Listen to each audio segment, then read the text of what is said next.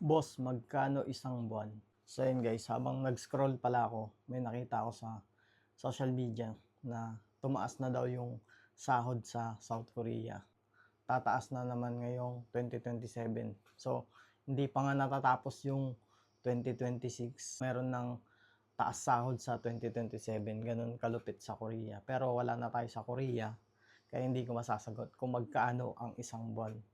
Pero kung ipapakita ko sa inyo yung aking sahod nung nasa Korea pa ako. Kasi habang naglilinis pala ako guys, may nakita ako na alaala ko sa South Korea.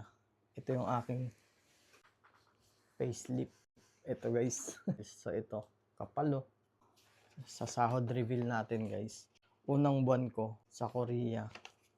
Ito yung sinahod ko. Nasa 2,181,000. Umaabot na to ng 80,000 pesos. Kung susumahin ko yung total payslip na to sa loob ng 2 years and 9 months, 33 months ko sa South Korea. So, ang total na sinahod ko sa loob ng 33 months ko sa South Korea ay eto. Yan yung dahilan kung bakit pagpundar tayo ng bahay, ng sasakyan.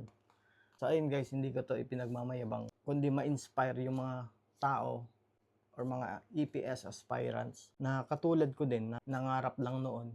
Tuloy nyo lang yung pangarap nyo dahil malaki yung tsansa na pwedeng mabago yung buhay nyo pag nasa South Korea na kayo, pag alam nyo humawak ng pera.